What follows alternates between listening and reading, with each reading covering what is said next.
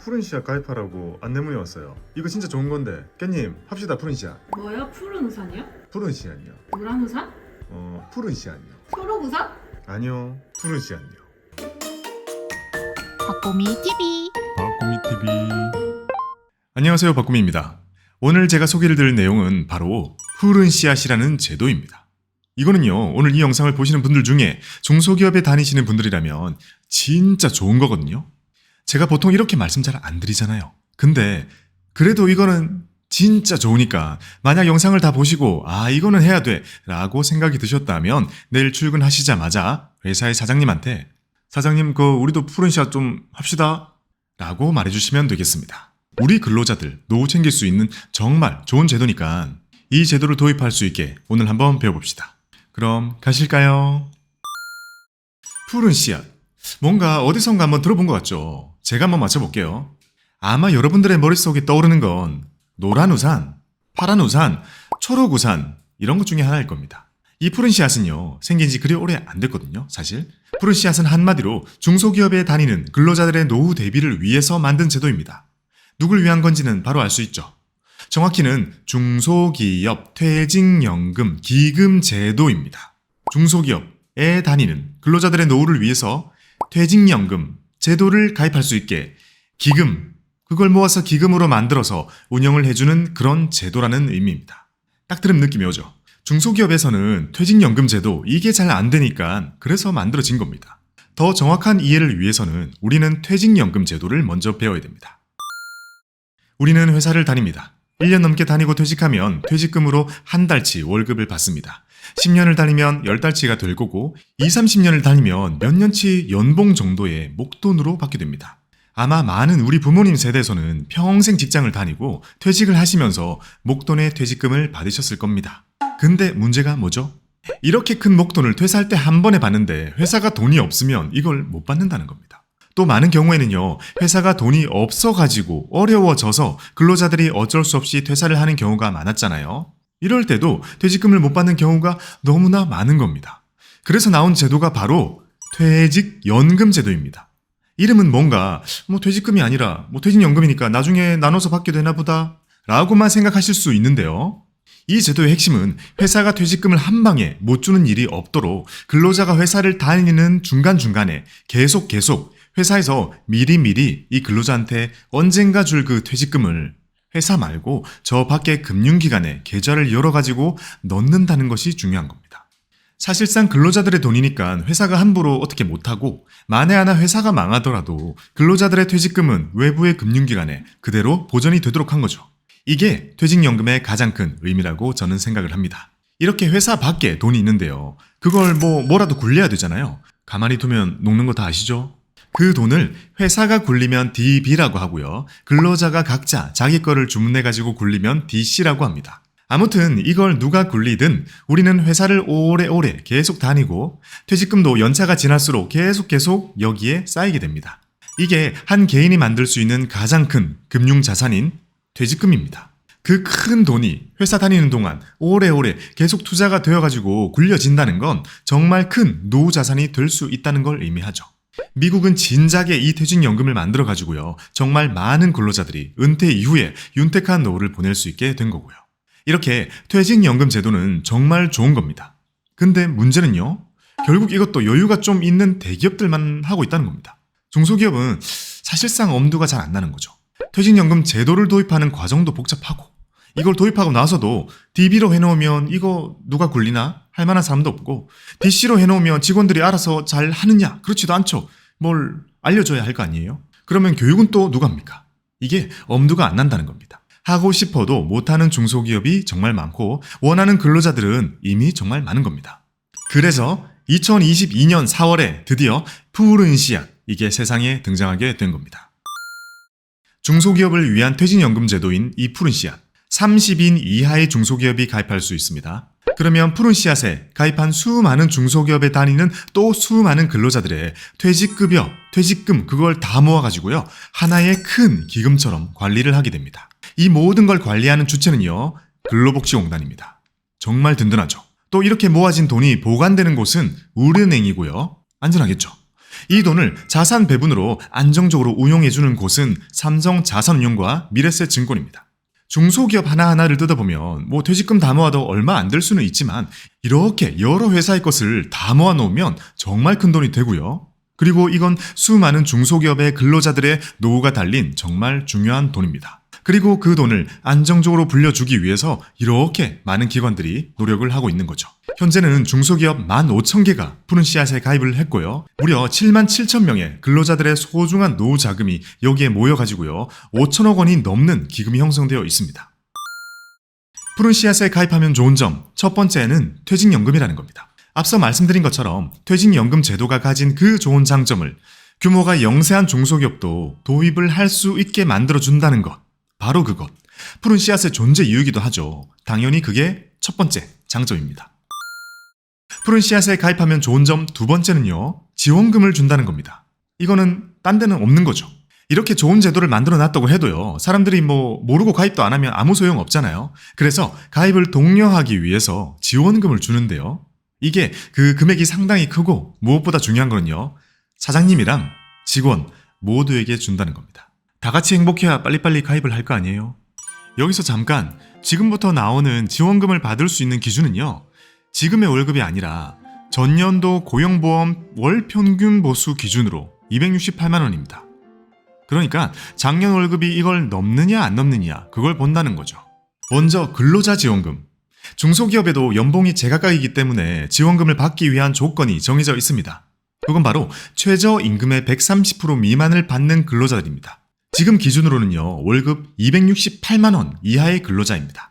이 기준은 계속 바뀔 거고요. 지금 2024년 4월 중순은 이렇습니다. 월급이 268만 원을 넘으면 지원금만 못 받는 거고 퇴직연금의 장점은 그대로 누릴 수는 있는 겁니다. 하지만 월급이 268만 원을 넘지 않으면 지원금까지 더 받을 수 있는 개념이 되는 거죠.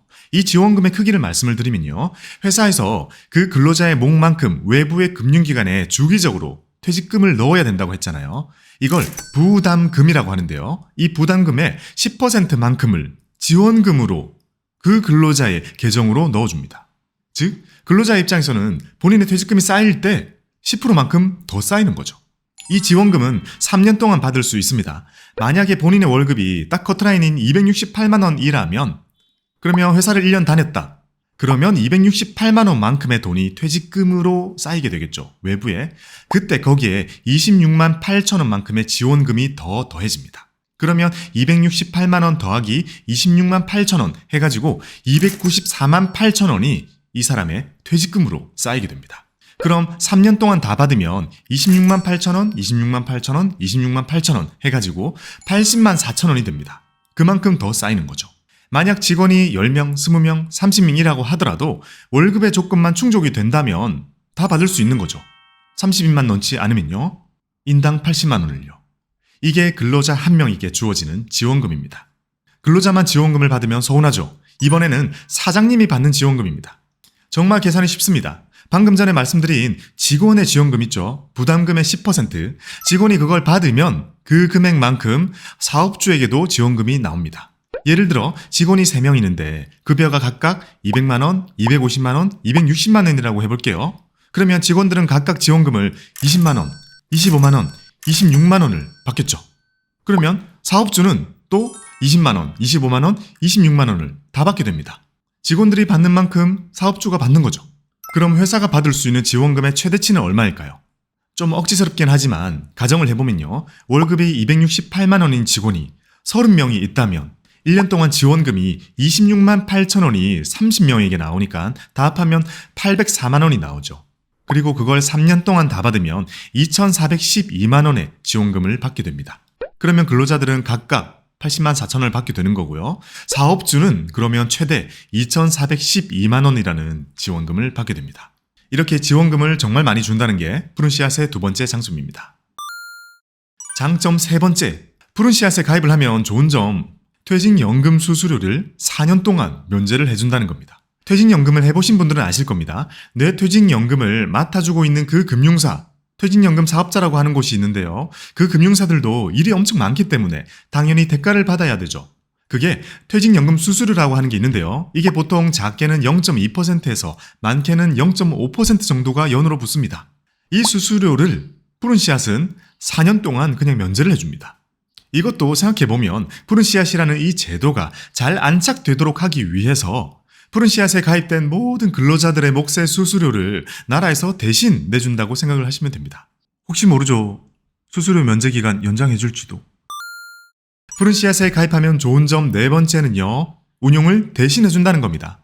보통 많은 근로자들이 퇴직연금을 직접 운용하는 DC 제도를 이용하게 되면 운용을 어떻게 할지에 대한 고민을 참 많이 느끼게 됩니다. 바로 본 적도 없는 그런 큰 돈이기도 하고 이걸 투자를 해라고 하니 참 어려운 거죠. 게다가 노후 자산이니까 안전하게 자산 배분이라는 걸 퇴사할 때까지 쭉 해줘야 되는데요. 사실 이것 때문에 제천을 보시는 분들 많죠? 근데 푸른 씨앗은 이 운용을 대신 다 해줍니다. 이게 워낙 중요한 돈이니까 수많은 금융사들 중에서 엄격한 기준으로 선정해가지고 이 돈에 굴리는 것을 위탁으로 맡기고 있습니다. 지금은 삼성자산운용과 미래에셋증권이 이 운용을 대신 해주고 있고요. 맡은 지 오래되지는 않았지만 1년 조금 넘는 기간밖에 되지 않았지만 체크를 해보니까 작년에 7% 정도의 수익률을 보여주고 있더라고요. 목표 수익률은 4.4% 정도로 잡혀 있는데 이 정도의 초과 수익이라면 상당히 높은 수익률이고요. 앞으로도 당연히 보수적으로 그리고 안정적으로 자산 배분 잘 해줄 거라고 기대해 볼 수 있겠습니다. 사실 이렇게 큰 금융사들에게 자산 배분을 안정적으로 구사한다는 것, 그건 그렇게 어려운 일은 아니거든요. 그래도 혹시나 해서 제가 이 푸른 씨앗의 포트를 열어봤더니 안에는 지금 채권이 80%가 넘더라고요. 큰 걱정할 필요 없을 것 같습니다. 푸른 씨앗은 거의 장점밖에는 없는 제도이긴 하지만 그래도 알아두셔야 될 사항들은 있습니다. 먼저 아주 신뢰도 높은 기관들이 관리를 해준다고 해서 퇴직금 자체가 원금 보장, 수익률 보장 이런 게 되는 건 아니라는 겁니다. 결국 투자입니다. 전문가들이 안전자산을 중심으로 운영을 한다고 해도 단기적으로는 시장의 등락을, 시장의 하락을 피해갈 수는 없는 겁니다. 그럼에도 장기 수익률이 좋을 거라고 생각하고 자산 배분을 하는 거죠. 만약 이 영상을 보시고 근로자분들과 사장님이 얘기를 좀 잘 나눠가지고 이걸 도입하고자 하신다면 절차를 알려드리겠습니다. 첫 번째, 네이버에 중소기업 퇴직연금 기금 제도라고 검색을 한 후에 홈페이지에 들어갑니다. 이게 푸른 씨앗이라고 검색하니까 안 나오던데. 두 번째, 표준 계약서와 가입 신청서를 다운받아가지고 작성을 합니다. 세 번째, 홈페이지에서 그대로 작성한 서류를 제출합니다. 누굴 만날 필요 전혀 없는 비대면 가입입니다. 네 번째, 가입이 끝나면 이제 주기에 맞춰가지고요. 소중한 근로자들의 부담금을 회사에서 넣어주시면 됩니다. 참고로 신청서를 쓸 때 부담금을 이체하는 주기를 고를 수 있습니다. 매달 할지, 분기로 할지, 반기로 할지, 1년에 한 번 할지 선택을 할 수 있습니다.